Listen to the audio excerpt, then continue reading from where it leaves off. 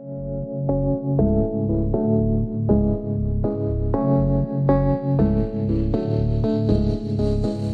never think, I never know. I'm stuck and left alone. I've been lost, I've been fine. My cause is not defined. Won't you kiss me? Won't you play? Won't you trust me? Ain't no way I could deny you, I could strive. Won't you kiss me? Ain't no way. Want you,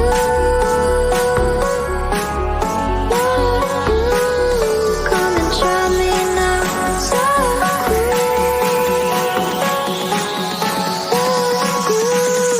come and try me now. I was never left alone.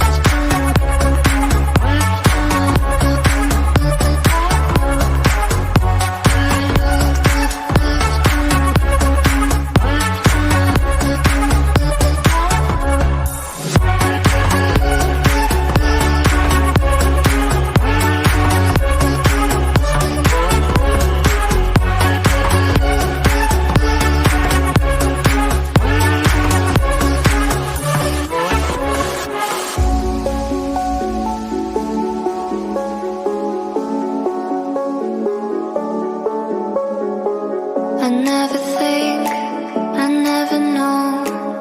I'm stuck and left alone. I've been lost, I've been fine. My cause is not defined. Won't you kiss me?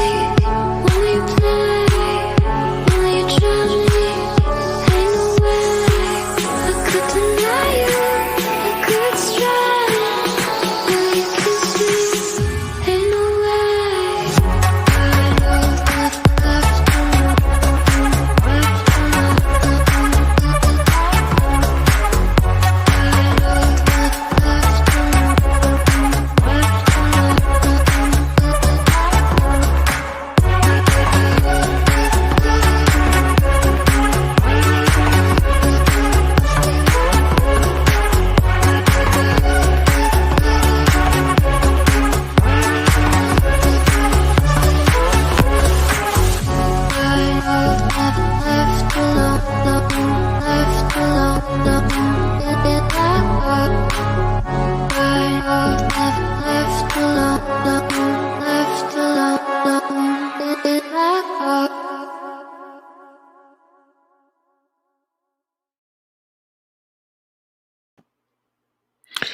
What's going on? Good evening, good evening.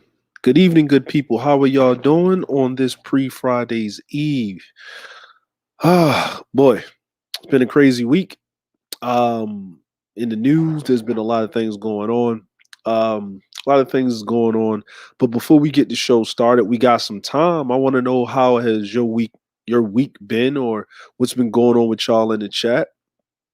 Before we get everything started, kind of make this kind of, kick our feet up, let the other people come in because we went live. I like to go live a little bit early because if you're on time, you're late, and if you're early, you're on time, and if you're late, you just messed up, right? So, yeah, man, this week has been pretty cool. A little rainy here and there, not as much, but it is rainy season over here in the land of the rising sun. This lasts approximately until like the first week of July. So it's a lot of rain, which is good. It's not too much. It's not flooding. As you know, in past years, it's been flooding, get mudslides and stuff. But it's been relatively nice. It was raining yesterday. It was calm. It was cool. Not too hot. Not too cold. I wanted to do some things, walk around, but it was raining. So I just relaxed at home and enjoyed myself. I do most of my workouts outside. So, for everybody that's here, let's see, salute to everybody. For the people that showed up and showed out early, please hit the like button as you enter so I can, thank you later at the midpoint of the stream and at the end of the stream. So we have our producer that shows up all the time. That's always here to make sure that I keep myself straight. We have our lovely lady Char Willie uh in the chat here. We have our supreme elder DJ Music. He runs his channel. He does the chop shop on Saturdays. Also, he has CRBJ, which is owned and operated by himself. Very talented people over there. Please go check it out. The links are in the description box, but you should know that, and if you don't, I just told you. Right. So we also have CRU. What's going on, fam? What's going on? How's everything going on with you? RVSOP, Europe with his crack a lacking. Sister Vonda, how are you doing, sis? Hope everything is good. Them shootings in Cali, what is going on over there with them brads over there? They tripping. Every time I look up, it's a mass shooting somewhere, but it's in Cali lately. Dude just went to work and just killed everybody. Cali J79, how you doing, sis? How's everything with you? How's everything with you? So that's it. So, but it's lovely to hear that. You know what I'm saying? Well, I'm glad everything's going well for y'all. It's glad to hear the family doing great, the family doing outstanding. Um, yeah, I've been just getting out. It's like, it's that back end of spring, you know what I'm saying? It's that back end of spring and you know, it's that back end of spring going into the summer, and it's warming up. It's nice. I've been, sleeping with we got screens and stuff, but I've been sleeping with the doors open, the windows open at nighttime. Very nice breeze. So I'm not really sure is it going to be hot or humid this summer. We'll find out. I'll let you know and keep you posted. They said it's a tick season. It's a season for a lot of ticks and stuff. Yeah, there's a thing, right? That's a big thing. Um, there's a there's a lot of things in the news, things I've been looking at, very much concerned about, just recently. Um, but from my end of the world, they are dead set on having these Olympics. I just read on the wire that um, Europe, or the EU, all the countries are loaning Japan, donating to Japan 100 million doses for their support of the Olympics. So it's a lot of money involved. They got to get this world economy cracking and popping. So that's the thing they was talking about. It was up in the air. The prime minister for Japan said he's still going to do it. I don't know. I'm not really. I already know they're going to do it. It's just going to happen. But how safe it's going to be? What are the restrictions? Are you going to be able to get all of these people vaccinated? What is going to be the repercussions? The cases going to go out the window? Travel and all of this stuff. Then you got to have people quarantined for 14 days. Then the athletes got to make sure they're inoculated, and stuff like that. So this is a whole thing. This is a whole crazy thing that's going on. So, and this is crazy because if you're spreading it right before, and then you're going back into like summer season, you're going back into the fall season, winter season, then it kicks off. So hopefully the world gets back on somewhat of a track by this time next year, and then we can put this behind us and we can go forward, in our life. So that's just my thoughts. That's just my thoughts. So without further ado, that's my opening salvo, my diatribe. So here we go. So without further ado, what we're going to do is we're going to pull up something here, and we're going to talk about these things here. First thing is we're going to bring up is the government. So we're going to bring up this government. Something went down. This went down earlier. You know what I'm saying? Earlier said not. This is 045. They are sitting up here. They're going through their audits, because it's after tax season, budgeting. A lot of people don't know the way that the government does their fiscal budget is actually the fourth quarter of the fiscal budget actually ends September 30th, which is my birthday, but September 30th. It actually ends on September 30th. Um, and on that fiscal budget, um, just to say the least, um, the first quarter of the new fiscal year for the U.S. government is October 1st. So whatever budgeting, whatever plans they got to do, they usually do it in that fourth quarter. And that fourth quarter is July, August, September. So everything's brought forth to the government and then getting their books in order really in the second to third quarter. That's why your taxes have to be paid by April 15th and stuff like that. See, a lot of people didn't know that. April 15th, that gives you 45 days. That gives you 45 days within the beginning of the third quarter so they can process everything and get that out there. So here we go. So let's share this, and we're going to talk about 045 and how he's still causing problems in the economy with the government. Okay. So President 45 Trump has charged the Secret Service over $40,000 in rent to protect him at Mar-a-Lago. So every time he was going down to Mar-a-Lago or Mar-a-Lago, he was going down there to spend his weekends, he was raking in money from the taxpayers. Even though we know he doesn't pay taxes legally, it's legally the way he's doing it is legal. It's legal. It's tax evasion, but by the legal means. So, hey, whoever his accountant, we need to holler at him, right? So, since leaving office, former President Trump has charged the U.S. Secret Service more than $40,000 for agents to use a room at his Mar-a-Lago resort while protecting him, according to spending records obtained by the Washington Post. Now, remember, as you're a president of the United States, when you become an ex-president of the United States, you're still assigned a smaller Secret Service detail. Okay, so that means that the taxpayers are still paying to protect the former leader, which is understandable. It's a perk of the job. But for you to charge the taxpayers, other than what the standard of them getting charged, then you're charging them extra because they're staying on his property, and because his property is a resort or or a golf course or something like that, then it is a corporate property. That way, he can actually charge the government. See this right here? And he's getting his pension. And he's getting his pension too.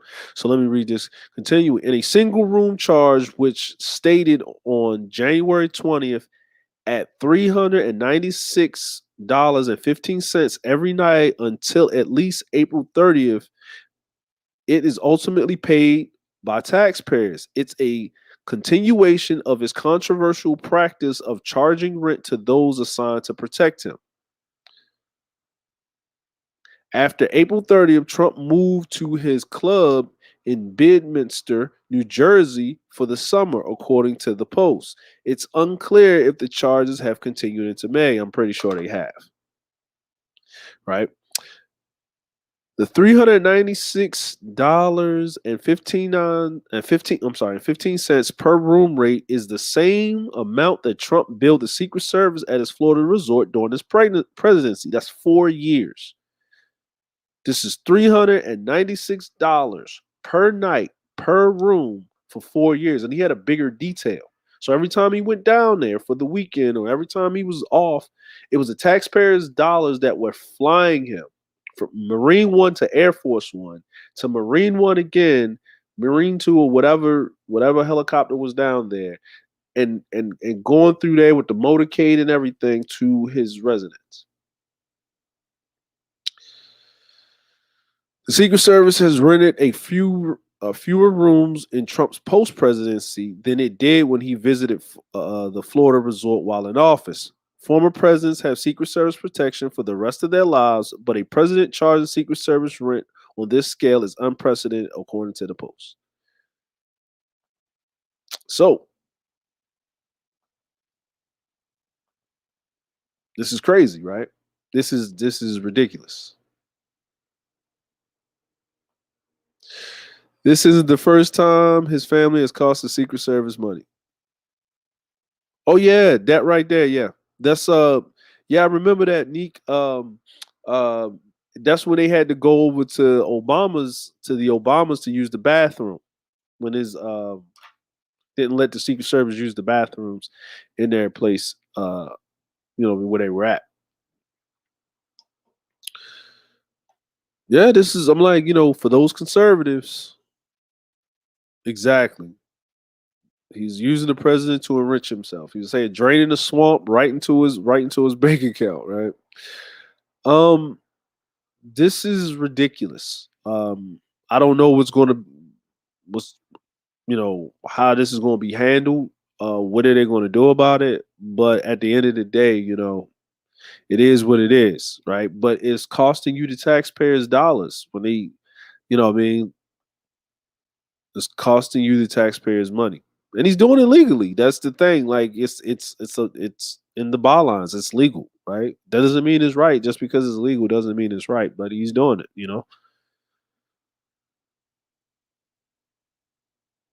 Yep, yep. They ended up renting an apartment from them, so he's been double, triple charging the actual government of the United States. So it's crazy. It's ridiculous. It's ridiculous. It's ridiculous. But hey, the world we live in, right? The world we live in. So we about to move on to something right here, and this is something that we all have been living with, whether we know it or not. But every day, it seems to be something that we don't want to really talk about, or we try to get past it. But every time you see a person with a mask on, you know that you're living with it. And this pandemic that have claimed the lives of millions worldwide and is still climbing in places like India and in Brazil and in South Africa and in Iran and all over the place, right? But even that as it may, people are dying. The world must move forward. The show must go on. So I'm gonna bring this up in these clips, um, and this is very disturbing for what happened with this. Um, and remember that Johnson and Johnson vaccine that had to be come off the shelves because it was causing blood clots, and they kind of found the reason why it was causing blood clots. Okay, here's the article. Uh, Check out the article, read it at your own discretion. But I'm going to play the clip, and then I'll give you my thoughts.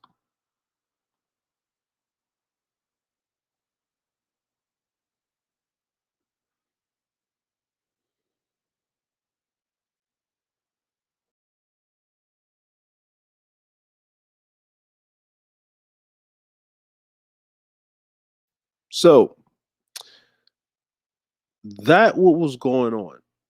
Um, the cause of the blood clots with the Johnson and Johnson vaccine was a myriad of other things, but the chief problem was the cross contamination of the people actually making the vaccine in Baltimore. Now, I couldn't find because I remember seeing this back in when it was pumping to roll out this vaccine as quickly as possible. I think me and my father-in-law was watching we was watching the news, and this guy, the CEO of this company, the CEO of this company, um, he was about to shut his doors. His company's about to shut down, right? His pharmaceutical company or whatever was about to shut down, and he landed this government contract for the vaccine. They had him doing an interview, and it saved his company. It saved his company. And this is the same company. So Johnson and Johnson, he got it as a subcontract. He got the contract as a subcontractor from Johnson and Johnson to pump out and do the thing with the vaccine that they do with the raw materials or whatever. And then Johnson and Johnson had to pull out the shelves. So they are still under investigation. They are still going through with a fine tooth comb and this has cost a lot of money. So don't be shocked that if Johnson and Johnson doesn't just buy his company out flat. So, hey, this was in the news. It just slipped in. So that Johnson and Johnson vaccine that was blood clotting and killing people, the main reason why I was doing this is because of the cross contamination. Now, this is from my home in Baltimore. So, hey, for it is what it is for what happened. Just to let y'all know what was going on. So, I know it's a lot of other stuff that's way important right now. Um, Other than this, I know it's a lot of stuff that's way important right now, but this is important. So just put it on your blog, put it on your bulletin board for things that are important in your brain. Okay. All right. So now we're going to the state of California. We went from east to west. We're going to the west coast. We're going to the west coast right now. And in the state of California, they're doing some sweeping changes. Here's the article. The link is also in the description box below, but I put it up here because, you got to make it more convenient for people. Okay. So let's get back to it.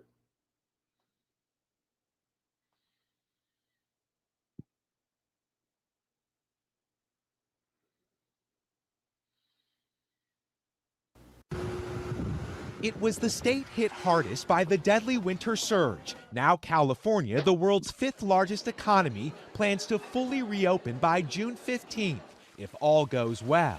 We are seeing bright light at the end of the tunnel. California's slow, measured approach, far different than the one unfolding in Texas. In striking defiance of CDC guidance, the Rangers hosted a sellout crowd of 38,000, making social distancing nearly impossible, and though masks were required, they were often not worn.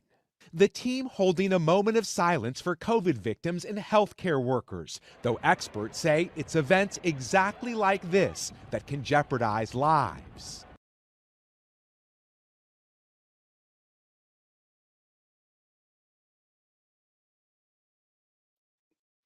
All right. So California is about to straight reopen. Now, you notice what they said in the opening.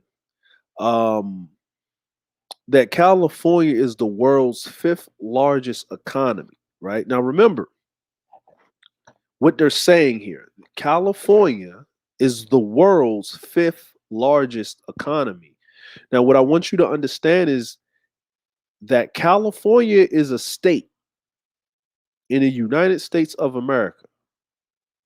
California is the world's fifth largest economy. That means a state in the United States of America makes more money per capita than whole countries out there. It's the fifth largest. Not a country. California is not a country. It's a state. So just wanted to let you know. So do you know why they can't keep you in the house? Where you have to get out, you have to work. That's why they're cutting unemployment benefits left and right. That's why these states are opening out. If they die, they die. Like they on some Rocky and the Mad Russian thing right now, right? So please protect yourself because if they open it fully up, you don't have to wear a mask in certain places. The CDC have relaxed the mask thing and guidelines and all of this other stuff. So please protect yourself. I'm gonna still wear mine. Yeah, I'm still wear mine. It's just my preference. So it's just gonna be a lot of crazy stuff, especially this news came out earlier this week. So this is right before Memorial Day weekend. They need a boost in whatever because they trying to get everybody back to work and to school by September because they're losing money. Colleges are losing money, businesses are losing money, the government's losing money, the state, federal, everybody losing money, right? So they're trying to get everybody back. Now, state, I'm just telling you, this is just what's down the pike. Okay, now for some financial news, and no, we're not talking about Bitcoin. Okay, so for some financial news, for all of you people that like to, what I'm saying, invest in the stock market, and they've said that there have been more people investing in the stock market during this pandemic than ever before. People are getting more financially and conscious, right? This is just in off the pike that Amazon. This is just off the pike. Amazon is trying to acquire a MGM Studios. And it's also something in there that they're trying to acquire AMC also, but MGM Studios. So I'm gonna play this. You know what I'm saying? If I was you, the Amazon, if you got some stock in Amazon, it's about to go up. It's about to dip a little bit because they had to buy MGM Studios, and then it's about to jump. If I was you, then if Amazon is talking about buying MGM Studios, then if they have stock, go look at it, go purchase it, go buy it, and sit on it for a little bit. You know what I mean? Sit on it for a little bit and see what it does if this goes through. But I guarantee you that it'll go through. And if you notice that a lot of these companies like Amazon and streaming service companies are actually buying these studios. And that's telling you where everything is going. This pandemic is showing a lot. Streaming services have made a buttload of money. Buttload of money. But with a lot of the royalties and the things of that nature, a lot of movies have been coming out that might have been B movies or A movies in the theaters. You know what I'm saying? You know what I'm saying? In the theaters. You know what I'm saying? So if you want to go buy some stocks or whatever in it, go buy it. But I'm gonna play it and go for it. All right. So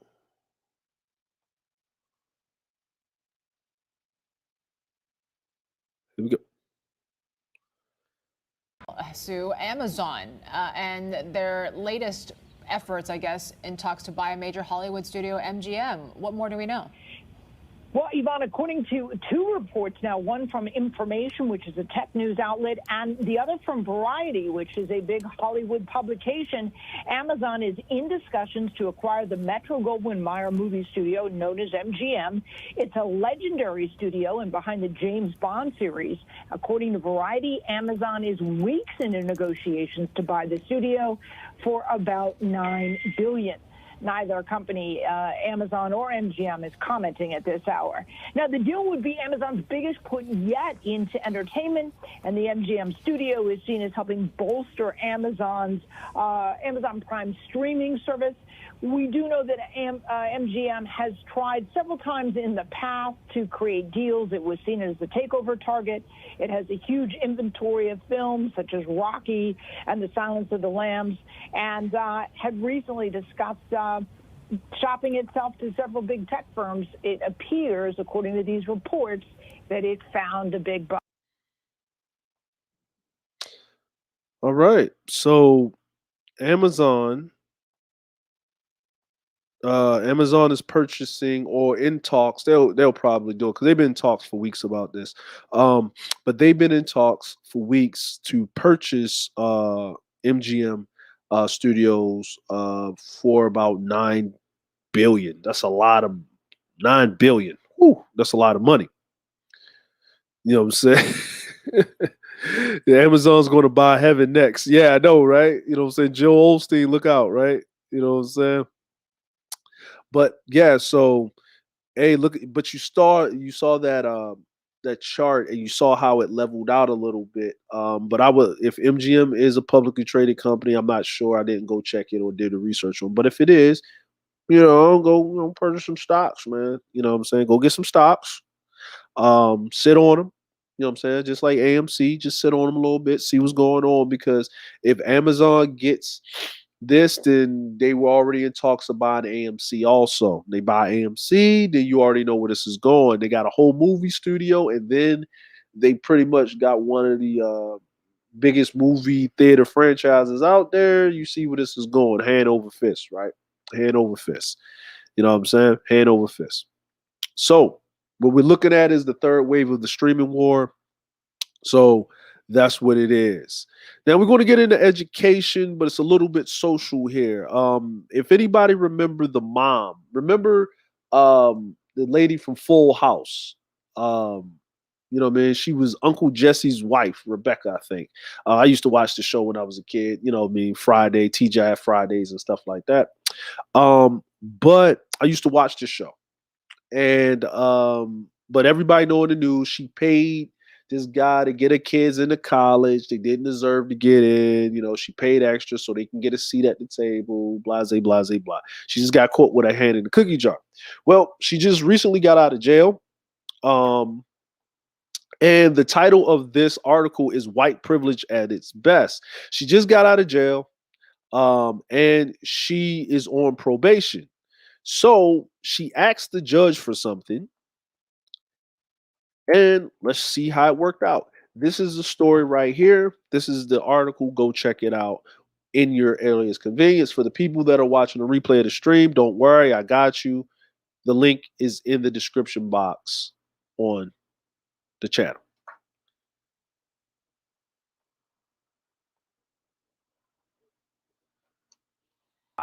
Lori Loughlin and Massimo Giannulli are headed to Mexico. According to new court documents obtained by Access Hollywood, a judge has granted the couple permission to leave the country for a getaway to San Jose del Cabo this June. They both cited the 5-day trip as a chance to, quote, spend time with their family.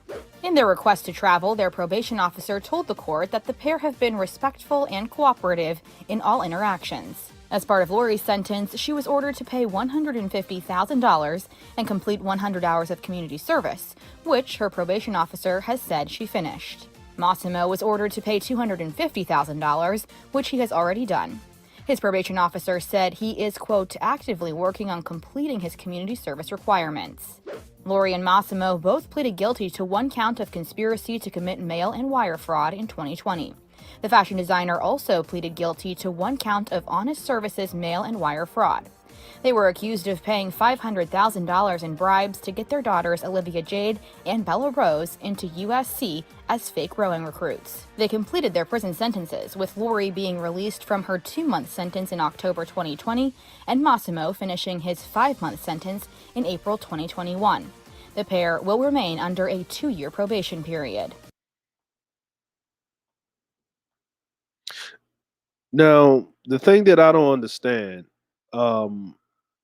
the thing that I don't understand is in the history, and that's just me. If I don't know if people in the chat, in the history of anybody that's been on probation, you can barely like leave your neighborhood. You got that little risk anklet thing, right? Like they went to jail. They're on probation for 2 years, but they went to jail. She the one that did the most.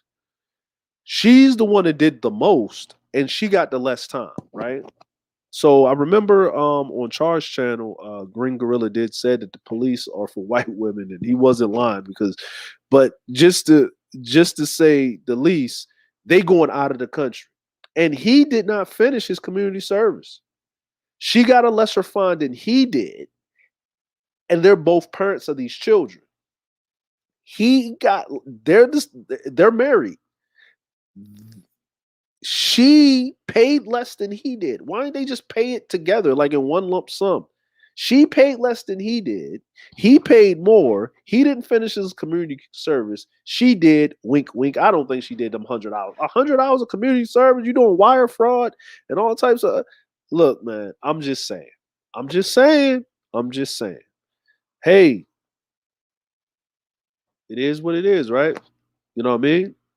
But there's no bias. There's no racism in the system of America. Let Tim Scott and Camilla Harris tell you, right? This is, but you guys can look at it in the chat.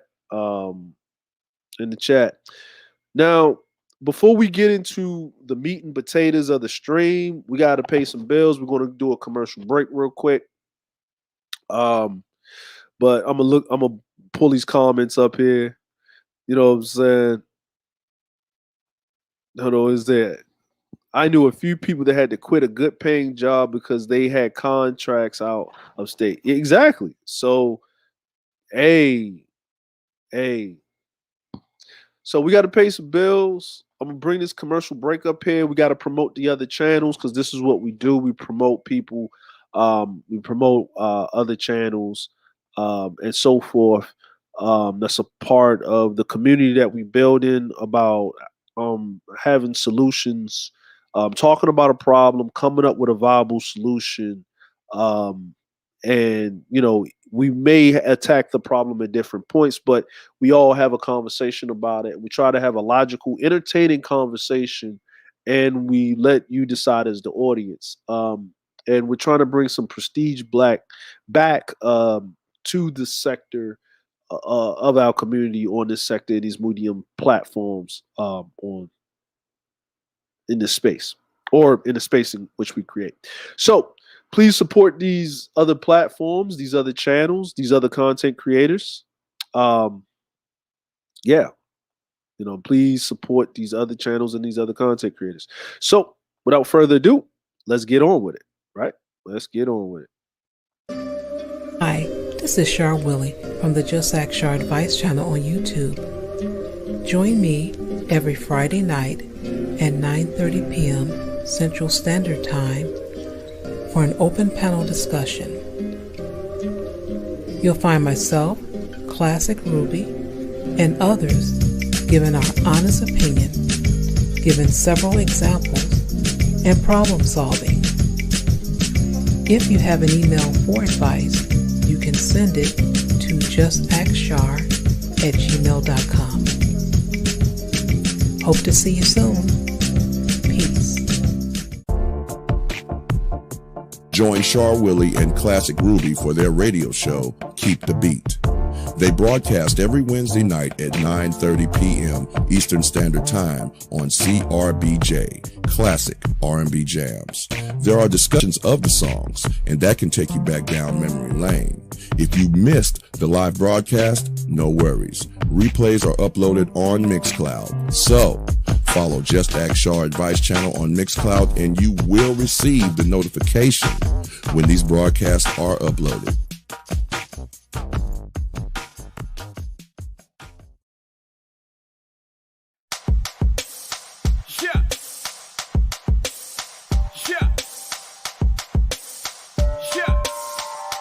Hey folks, it's your nighttime, it's your right time DJ Music, and welcome to Classic R&B Jams Radio.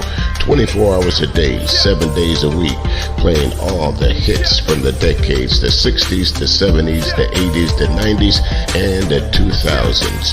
Right here, Classic R&B Jams Radio. 24 hours a day, 7 days a week, soulful sound all around town.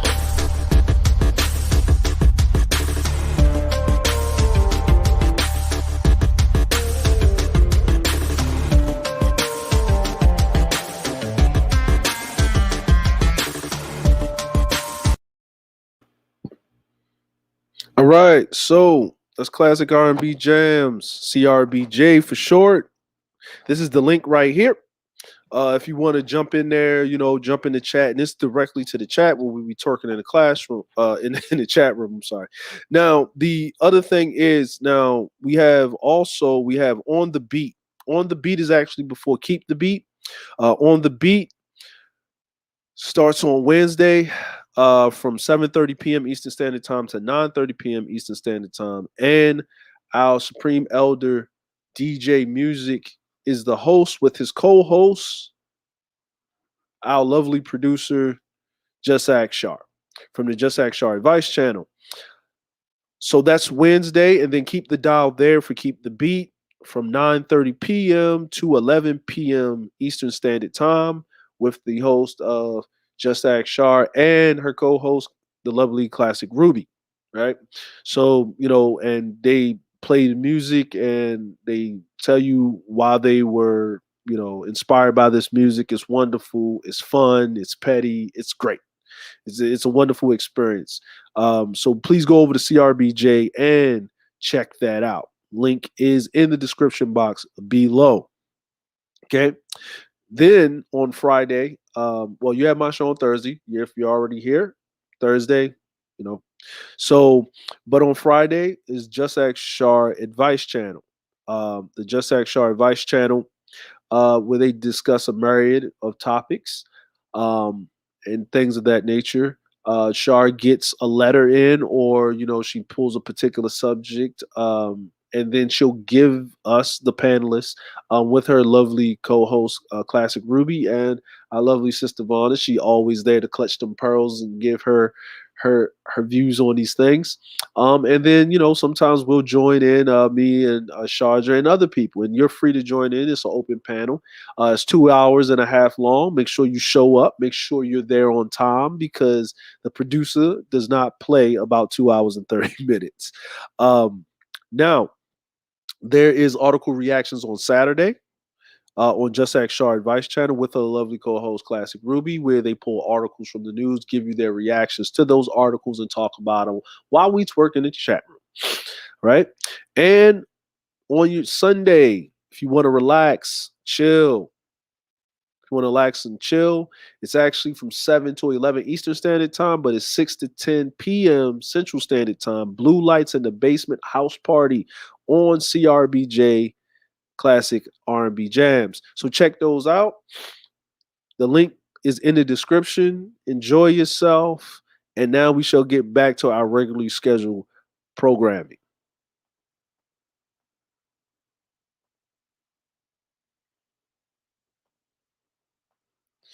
All right. So this is the part of the show that makes everybody kind of sad and happy at the same time. I don't know. I'm not really, whatever. But this is the criminal section. What's going on around the country, sometimes around the world, with certain things that are happening in the news. Okay. But it is the news, and we have to bring it. We have to bring it forth. Okay. So this is the article here. And let's get it. Let me read it for you. And give you the backstory on this a little bit. Here. Mom allegedly kills son for thwarting her affair. Now she's accused in a murder for hire plot. So a New Jersey mom awaiting trial for murdering her infant son because he was getting in the way of her affair has been hit with new charges, this time for allegedly conspiring with a boyfriend in a murder for hire plot. Heather Reynolds, 43, and boyfriend, 44-year-old Jeffrey Callahan, were charged this week with first-degree conspiracy to commit murder. The Camden Court Prosecutor Office said Wednesday Reynolds was already being held at Camden County Jail on a slew of charges, including murder and endangering the welfare of a child in connection to the May 10th, 2018 death of her 17-month-old son, Axel Reynolds. Now, what does this person look like? Well, let's find out. County woman accused of killing her toddler back in 2018 is now facing new charges for allegedly hatching a murder for hire plot. Authorities say 43-year-old Heather Reynolds and her boyfriend Jeffrey Callahan conspired to hire a hitman to kill an unnamed individual. The Sicklerville woman is currently awaiting trial now for allegedly smothering her 17-month-old son Axel. Officials say the plot was uncovered during their investigation into the child's death, but they just got enough evidence to file the charges against the pair this week.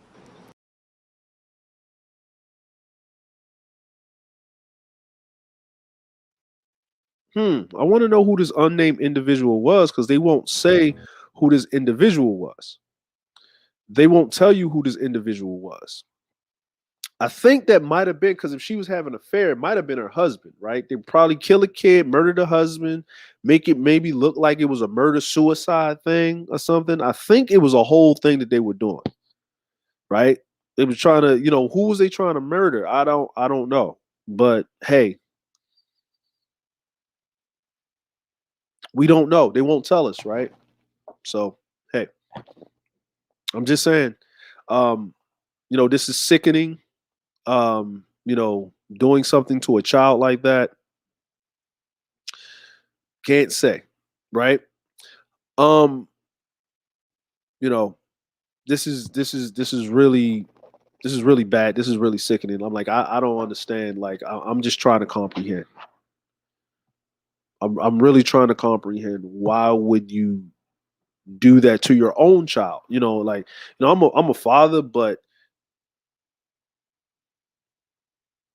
you know what I'm saying? Hey, I don't know. Now, also in our crime story, in our crime section, in our criminal section today, we have this. There's been a slew of things of cops beating up on veterans, um, veterans and stuff like that. So let me read this from the top. Retired cop put in chokehold takes police case to high court. Something went wrong at a security checkpoint at the VA hospital in El Paso, Texas on a winter's day in 2016. Now, this is 2021. A 70-year-old man arriving for dental work was put in a chokehold and thrown to the ground by federal police officers in an altercation that was caught on camera. The man is Jose Olivia, left needing surgery on his shoulder and also requiring treatment for his throat, eardrum, and hand, on which he wore a gold watch he received when he retired after 25 years in federal law enforcement. Now, remember, this is a federal agent retired, right? They didn't see that. But when Olivia, who identifies himself as a Mexican American, tried to sue the three officers who were involved, the federal appeals court ruled he was out of luck. He's asking the Supreme Court to revive his lawsuit, and the justices could say that they are going to do so as early as Monday. Now, why couldn't he do this? What's going on? Well, let's ask him. Let's roll the tape.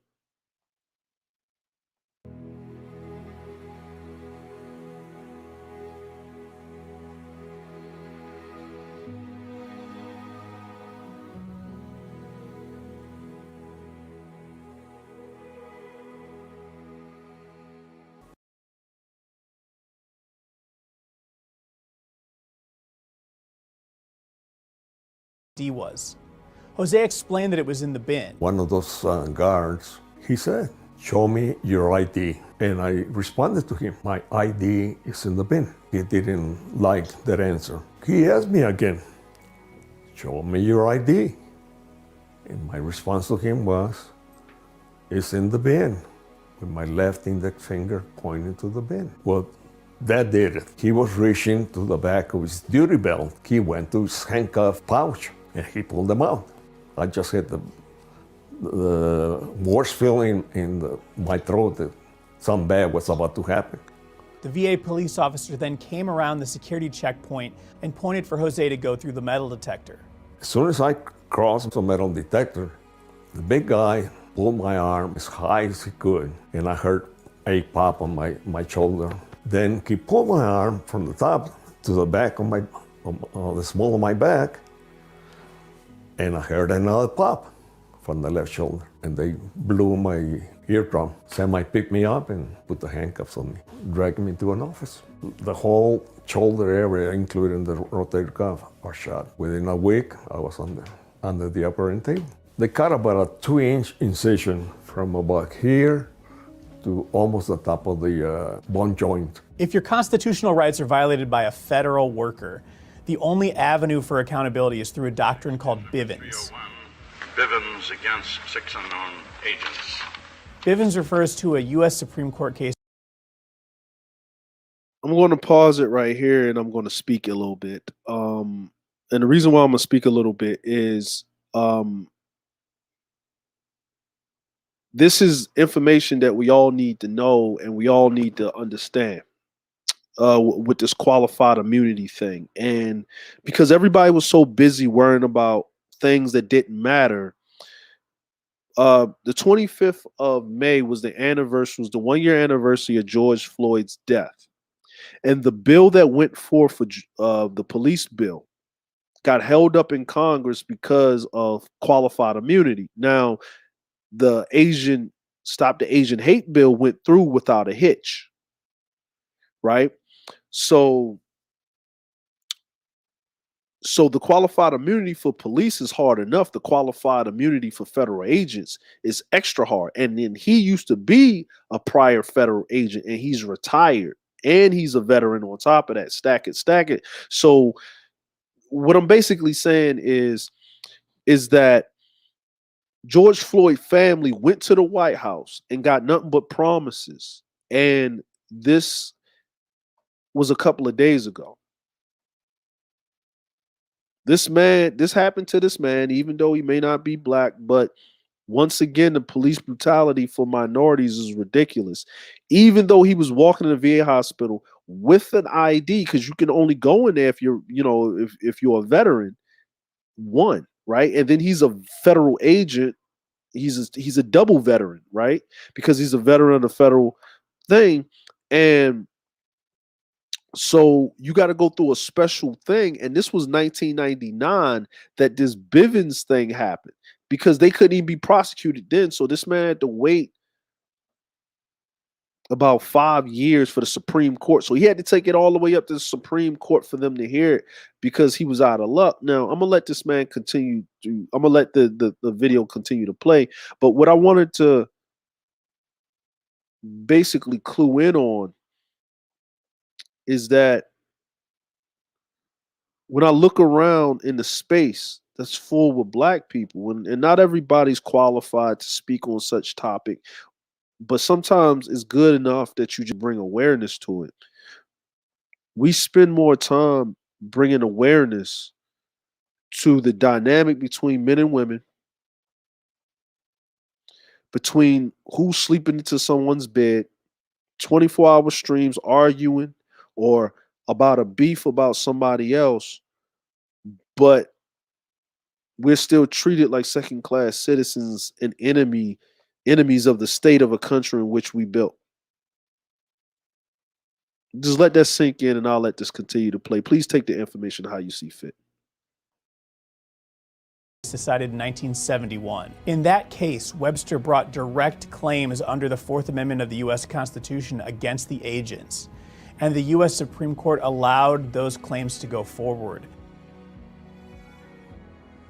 The Fifth Circuit created a very strange situation in this case because one of the reasons that they said Jose couldn't bring claims under Bivens is that what happened to him is actually worse than what happened to Webster Bivens.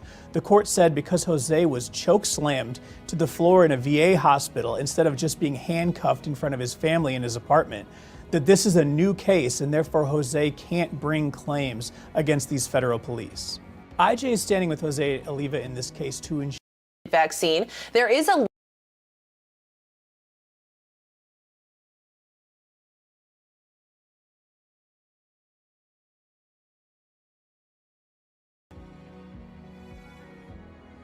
The Fifth Circuit created a very strange situation in this case because one of the reasons that they said Jose couldn't bring claims under Bivens is that what happened to him is actually worse than what happened to Webster Bivens.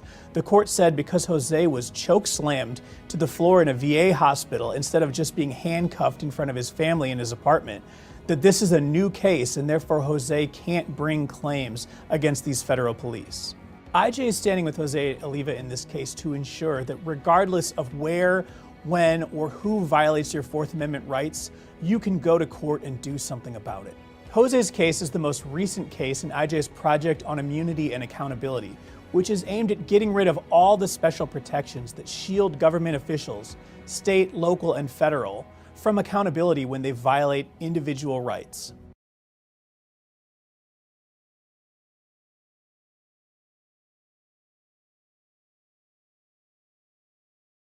The reason, what I'm saying, if you haven't noticed, is that his case was worse than the case that was a precedent, but the Fifth Circuit Court said that they can't do that because it's worse. So we're not going to rule in your favor. So you got to take it up to a higher court. So if the precedent was set and it was worse than the precedent, then that means that is the bar. And if you dip below that, then that means these people are guilty. You just basically stated, but we can't set this precedent because the Supreme Court set the precedent. That's basically what they're saying. So if you want to do something, you got to go to the Supreme Court because that's the only court that we'll listen to. And we don't want to get our hands in it because we're not going to enforce this on the federal government in this manner.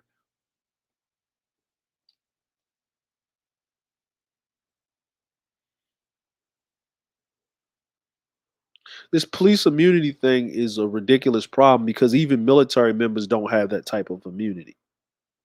They have like the far less immunity, and these are federal police agents. So there's a difference. There's a difference. There's a higher level. So you have federal on top of the police immunity. It's a double whammy. But, you know, but this is how bad things are, and this is how bad things are getting. Okay. Okay. So I'm gonna bring up this. I'm gonna bring this up on the screen. I'm gonna talk about this. We're gonna talk about what happened in. We're gonna talk about what happened just recently because on the anniversary of George Floyd's death, and during the trial, if everybody remembers, because we've been bombarded with anti-Semitism and stop the Asian hate and all of this other stuff. But during George Floyd's trial, the trial of George Floyd, and stuff like that, what was going on? We're going to talk about Dante Wright, just in case, so he doesn't be lost. So he doesn't be lost into the news, the news that's going on right now, the news that doesn't really matter. Okay. So prosecutor on Wright's death's case resigns, citing vitriol. Minneapolis, a prosecutor who was co-counsel in the case against the former suburban Minneapolis police officer charged in the fatal shooting of Dante Wright, resigned Monday, saying vitriol and partisan politics have made it hard to pursue justice. The resignation of Armin Ali, the assistant criminal division chief at the Washington County Attorney's Office, came just days after it was announced that his office would no longer handle prosecution of Kim Porter, the former Brooklyn Center officer who fatally shot Wright, a 20-year-old black motorist, on April 11th while the George Floyd murder trial was going on. Porter resigned, and the city's police chief, who has since stepped down, and said he believed Porter meant to use her taser instead of her handgun. Ali, a Washington County attorney, Pete Albrecht, had charged Porter with second-degree manslaughter, then faced intense pressure from activists who protested multiple times outside of Albrecht's home and called for the murder charges to be filed. On Friday, Minnesota Attorney General Keith Ellison announced that his office will be taking the case. The last several weeks have been difficult for me and my family, Ali wrote in a resignation letter dated Monday and published by KRE 11. The vitriol from some and the infusion of partisan politics by many has made my job difficult to pursue justice. I'm going to stop right there. And I don't care. And I'm going to tell you why I don't care. Because you was basically trying to give this chick an Amber Geiger ham sandwich. You was trying to look out for this chick because she spent 19 years on the force and she was a police union president. She was a training officer.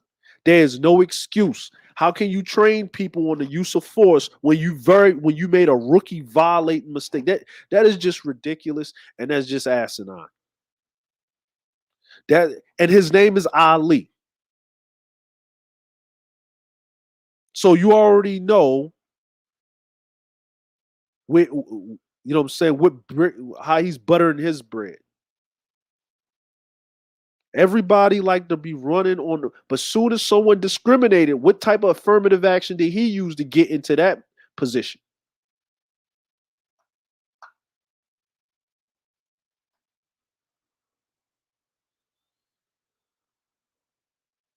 Black people fought, bled just for the right to be treated like regular people, and all of a sudden,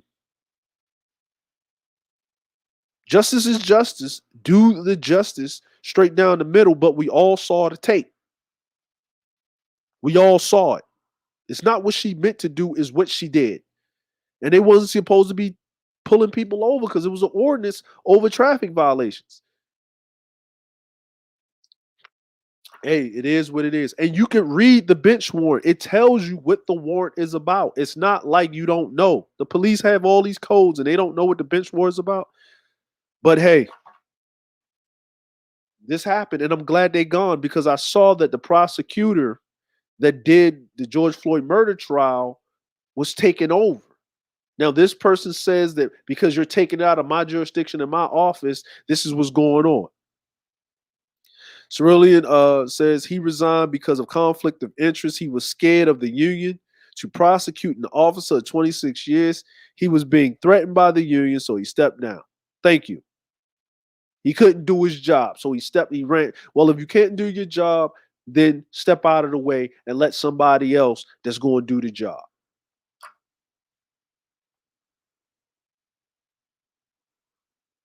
See, I usually leave this after I do the commercial break, this section, because this really annoys the hell out of me. And it really does. I'm not going to go into a rant right now. I'm just going to leave it as it is. We got to keep this kind of a little bit PC now. We're trying to do something different here. You know what I'm saying? So y'all take it how you want to. I got to get on my Tucker Carlson. I got to get back in my Tucker Carlson voice. I think I need another alter ego. So I'm going to, you know what I'm saying? Call myself Dave. Yeah. But anyway,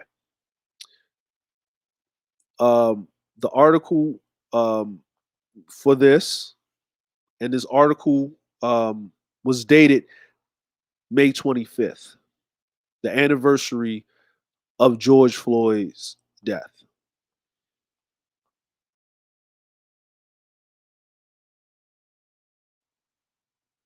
So read it as you may, take it as you may. Read through it. Read through it, and that's what it is. Okay? And please read through it. Now, we have one last one in the criminal section. Okay? Father sues after Illinois police mistake his daughter's ashes for drugs. So I'm going to give you a little backstory on this. In April 2020, Devarius Barnes was pulled over by Springfield police for speeding and was placed in a squad car while officers commenced to search his vehicle for drugs. Officers told Barnes they found a small metal container that tested positive for what believed to be either ecstasy or meth. Body cam footage captured the horrifying moment when Barnes tells police that the contents of the container were not any illegal drugs, but the ashes of his 2-year-old daughter.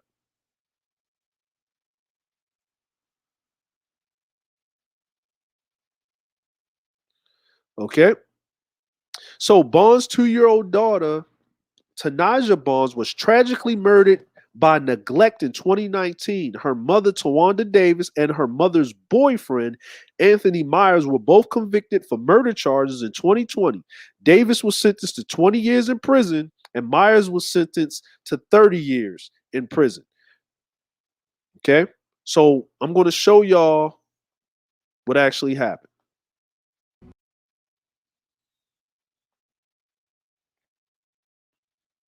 You got too much weed anyways, and it's got to be like in different packaging. It's got to be like child resistant, odor proof. No, bro. That's my daughter. What are y'all doing, bro? That's my daughter, bro. Give me that, bro. That's my daughter, bro. That's my daughter. What are y'all doing? No. Ask my daddy, bro. That's my daughter in there. I will. Hang up. What are y'all doing? No, bro. Y'all can't. Whoa, bro. Whoa. That's my. She just passed 2 years. She just passed last year. You know my. You know me, bro. That's her, bro. No, bro. Let me talk to the officer. Bro, please give me my daughter, bro. Put her in my hand, bro. Y'all are disrespectful, bro. You need to move your arm. Okay, bro. Can I please have my daughter? Apparently, this is his daughter's ashes that Regan thought tested positive for meth. You got a test kit? Yeah, I mean, he showed it to me. It looked blue, but I'll test it again.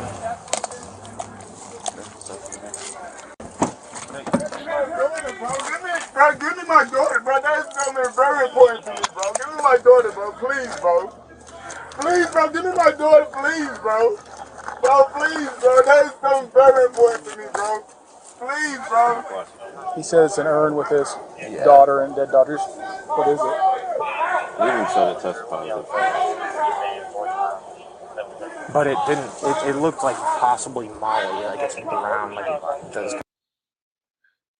Now you see what this lying piece of shit said. It looked possibly, right? He wasn't for sure, and they was trying to get him on everything. First, he talked about the weed. First, you got too much weed. It needs to be in a seal-proof container, child-proof, all this other shit. No, it does not. No, it does not.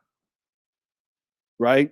Now, he's in a state where recreational use of marijuana is legal. He wasn't high or nothing. The only thing they could have did was give him a fine. So they used that as a pretense. They pulled him over. They went through his car, and they illegally searched everything. They illegally searched everything.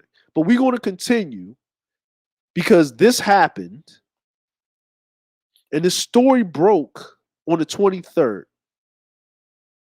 for me, which is, last week. But, we got more important shit to talk about, right? Like, this is still happening. This man went through something. He's walking around with his daughter with him, his ashes, and his daughter's ashes is being desecrated against. Now, his trial and his lawsuit against the city, because all charges were dropped. So he is filing a lawsuit against the city, and it is set to go on trial on August the 22nd. And the cop knows him. He even said it. If you listen to it, the cop knows him. I'm sorry. Let me calm down. I got to get my Tucker Carlson. But we are so concerned about other fucking bullshit.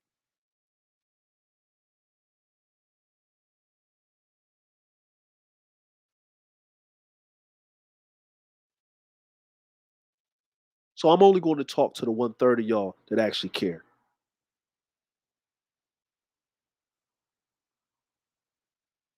I'm only going to be concerned about the 1/3 that actually care. The rest of y'all can go fly off a bridge somewhere. If you care about a glitch or a nigga in somebody's bed or some other fuckery or bullshit or a buffoonery or fuckery, stay your ass over there. This man, look at that. You hear the hurt in his voice and how hysterical he is. He don't care. And it's dredging him again that even in his death, he can't protect his daughter from the wiles of the world. This is hurtful.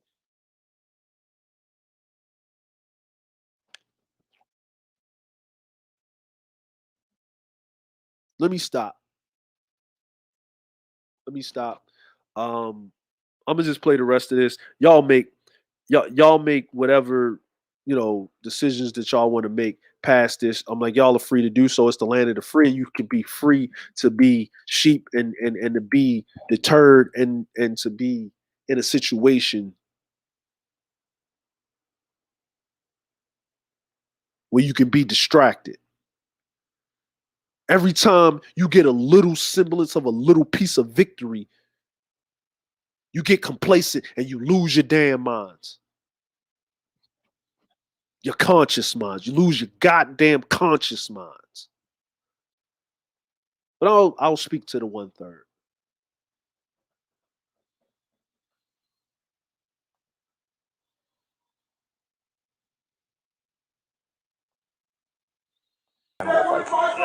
Ashes. That guy knew what it was immediately. The guy immediately got out and said that's the ashes of his granddaughter who just died. Yeah, I'm probably not going to test it again.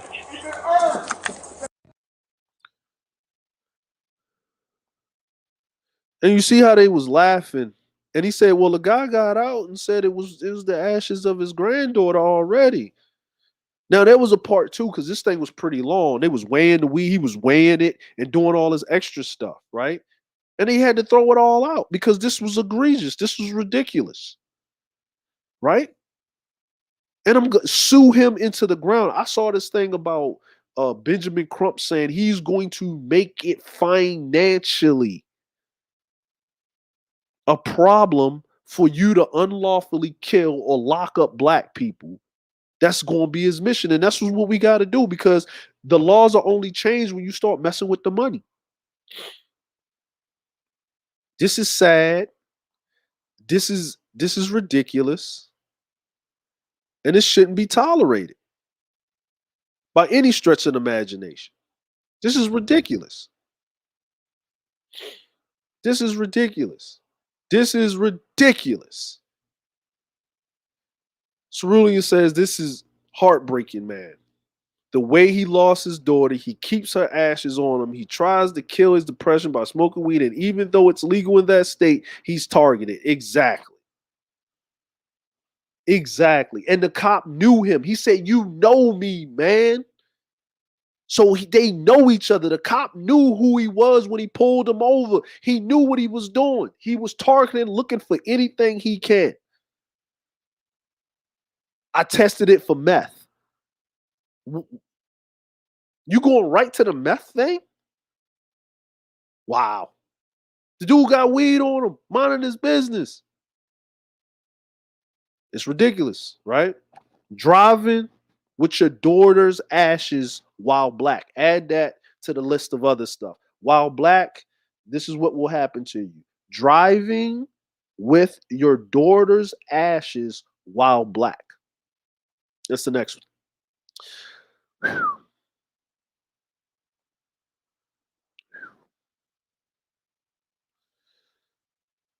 All right.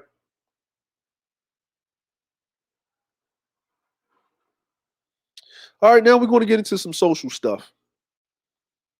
Since I got your attention, we're going to get into some social stuff.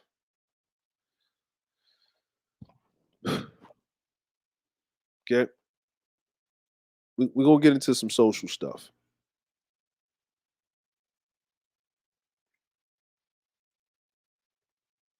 All right. So now, explosion kills a man making bombs to pay off lawnmower purchases, Ohio sheriff says. Okay. So there was a man in Ohio. A man in Ohio. An Ohio man died when bombs he was building in his garage exploded. The 55-year-old was making improvised explosive devices in a detached garage at his home in Jefferson Township before the blast Saturday, according to Ashtabula County Sheriff's Office. The garage was burnt to the ground and debris was scattered onto a neighbor's property when deputies arrived at the scene. The man was taken to a local hospital where he died. His name wasn't released as of Monday afternoon. A neighbor told investigators the man intended to sell the explosives to pay off a lawnmower he brought. The State Fire Marshal Bureau of Alcohol, Tobacco, and Firearms and Explosives are assisting in the investigation due to the severity of the nature of the incident.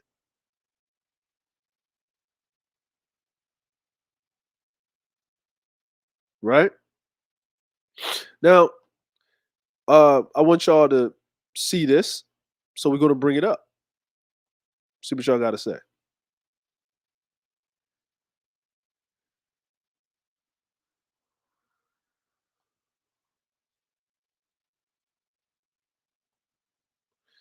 Ruby says the Darwin Award. Here we go. Let's play it.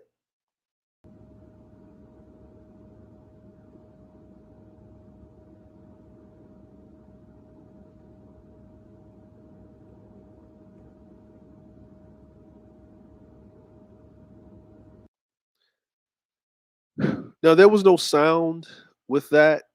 I was looking all over the place for it. I could not find it whatsoever. I couldn't find whatever the news, somebody will upload it somewhere, but I could not find it anywhere. I was looking very hard for it, and I couldn't find it. So basically, I was really looking for it, but making the bombs, y'all can look that up. That it's actually in the video right there. I wanted to do something special for it, but you don't want to hit with copyright claims. But they didn't release the guy's name. They didn't know who it was. You know what I'm saying?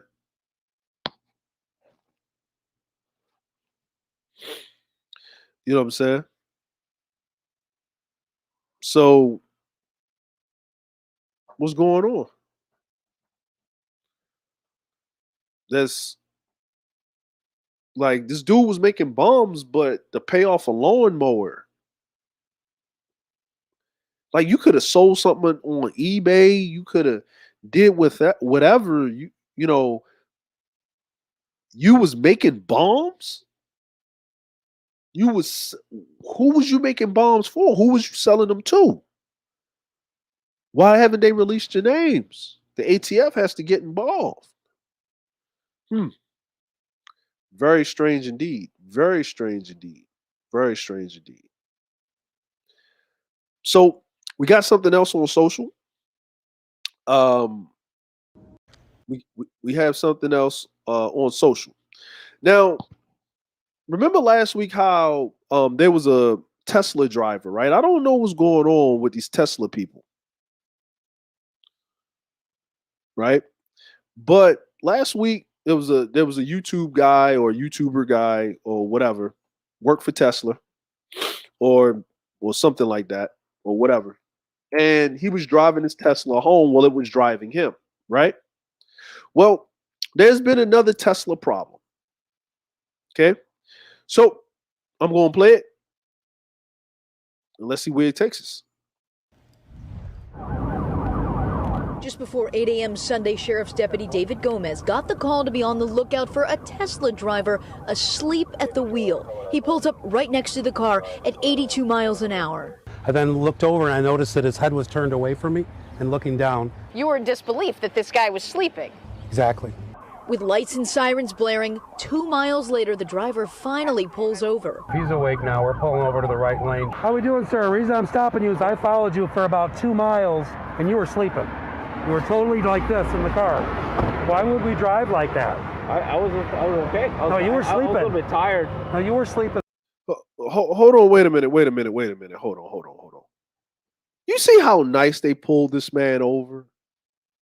Now I do give the officers some. I give him all the credit when they do the job right. Now remember, I am fair and balanced. The officer, if you're going to pull someone over, the level of respect and decency, I just want this extended to everybody. Everybody. You know what I'm saying? I like how he pulled him over. He talked to him very calmly to check if he was all right, if he was okay. He's doing 85 miles an hour and he's asleep, passed out in the car. The officer didn't think he was on any, what is he on any drugs, medication? What? He talking to him really nicely. But let's bring it back. According to this police report, 38-year-old Matul Patel from Illinois said he's a FedEx driver and was on his way to work in Cudahy. Have you been drinking or anything like that? No, sir. Okay. Yeah, I'm just on my way to work. Hold on, wait a minute. I got a question. How much does a Tesla cost? Let me look this up real quick.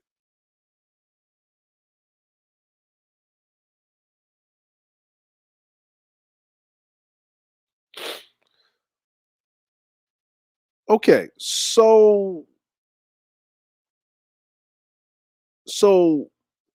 a Tesla runs, I don't know which model he has. So there's a Model 3. I think he had a Model 3, a Model Y. So you got between standard range plus dual motor performance. So you got between with a Model 3, low end, you're talking about 36,000, fully loaded is 49,000. So if you're talking about a S, so you're talking about a car, low end is 36,000, ranging all the way up to $120,000, depending on what model you get, right? Now there's self-driving, right? Yeah, so I'm just trying to figure it out. He's a FedEx driver, so I get it. But if it's got the self-driving feature, right? If it was used, but how much? Like, I'm pretty sure does the self-driving come with? Does the self-driving feature come with the base package, or does it come with the fully loaded package?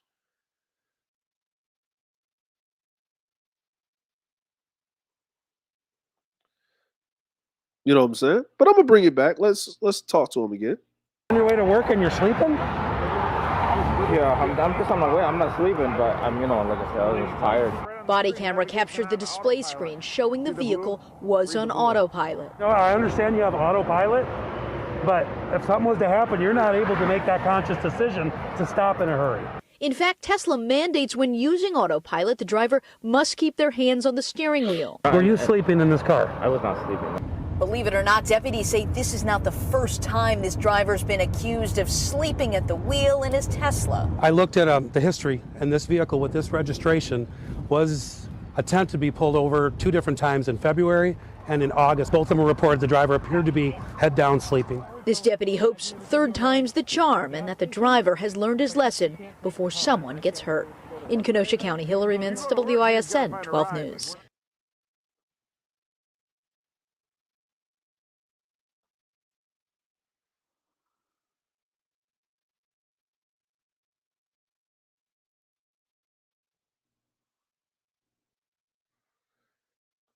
So you're telling me that's the 3rd time they done pulled him over? The 3rd time pulled him over?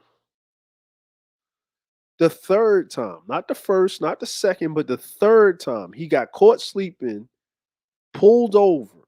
The 3rd time. 85 miles an hour, cruise control. The 3rd time. That's reckless driving. But hey, it is what it is, right? Just wanted to bring that to you. So if you got a Tesla, make sure that what we've noticed with the Tesla, that it is actually kind of working, right? So shout outs to Tesla. Now, I don't think they got the point where you can go out drinking without calling yourself an Uber, just get in the back seat and Tesla home. I don't think we done got the total recall yet, right? But monkey see, monkey do. 85 miles an hour, sleep on autopilot. Crazy. So let's keep it going. Now we got something else. We got one last thing for the social.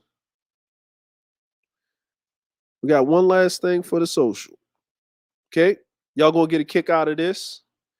Like Ruby said, the Darwin Award in the chat. But she said with the Darwin Award. Okay. So with the Darwin Award, y'all can look at this. Video shows frightening moment. Now, we've been hearing a lot about these cats, right? Remember the guy down in Texas, he had all these lions and one of them got out. They took his lions. And then there was another thing about they had this whole lion preserve and they took the lions away from these people because they didn't have the right veterinarians and the right care for these lions, right? Well, we back at it with these lions again. Here we go. Time's the charm and that the driver has learned his lesson before someone gets hurt.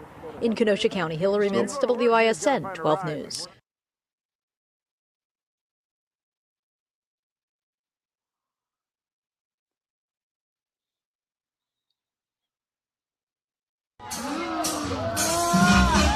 Боже мой! Ой-ой-ой! Офигеть!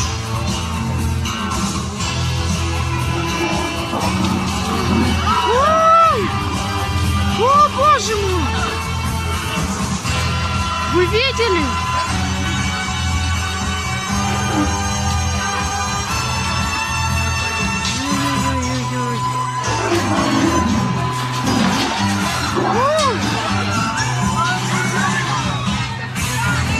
Офигеть! Ну его нахер, надо уходить отсюда.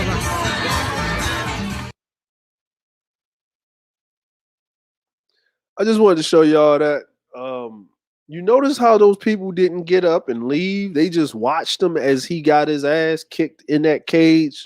I guess them lions got tired of them beating on him. And the reason why I wanted to show that is that when will the day that the people realize that that cage really can't hold you. When? Yeah, they thought it was a part of the show. They really did. But just wanted to show y'all that. Today, so we're gonna get into the MRNO Bleach thing. And what I would like to talk about, because Memorial Day is coming soon, and for a lot of people that don't understand, Labor Day is for military service, active or retired, but Labor Day is for the military people that perished in the line of duty. And I would like to talk about the military members that perished in the line of duty, especially the ones of African American descent. And, this vaccine, and the reason why a lot of black people don't want the vaccine is because of the Tuskegee experiments that was going all the way up into the 70s. But before that, Tuskegee had a prestige about them. And we're going to talk about those wonderful brethren, the Tuskegee Airmen, those wonderful pilots that broke a lot of barriers, but they were the creme of the creme. They were the top of the top. To the point where they never lost a bomber in all of their escorts during the whole war. And we are royalty, but let's salute those brethren that gave their life. And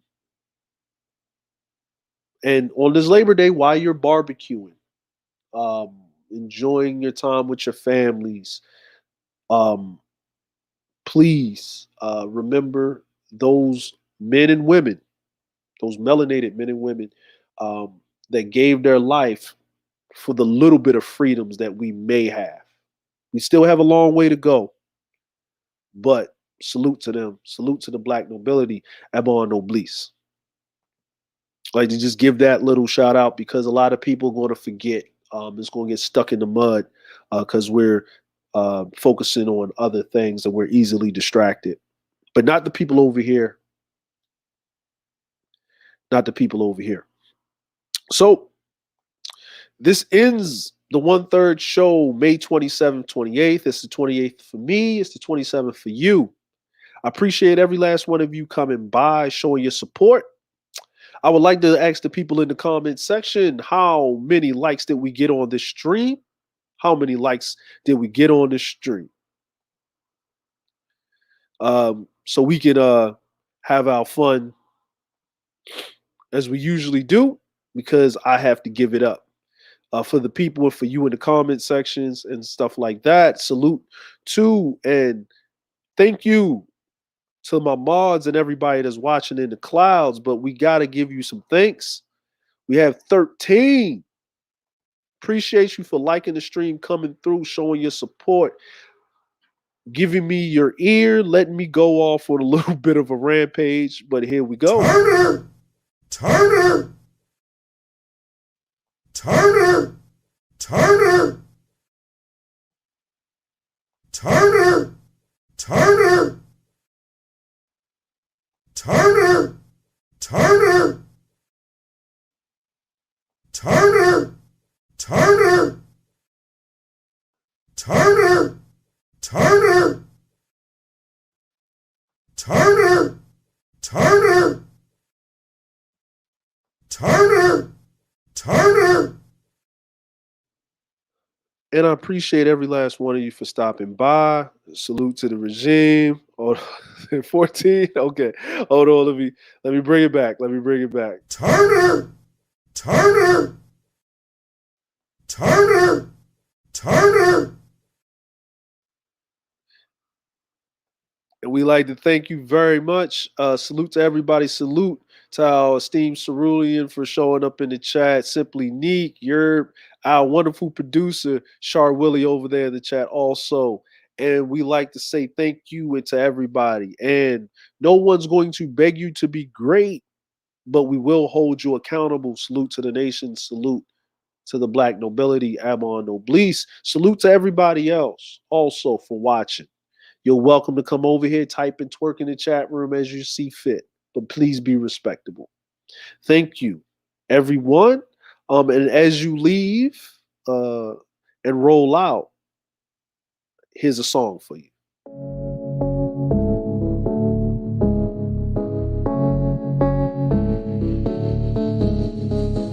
I never think, I never know. I'm stuck and left alone. I've been lost, I've been fine. My cause is not defined. Won't you kiss me?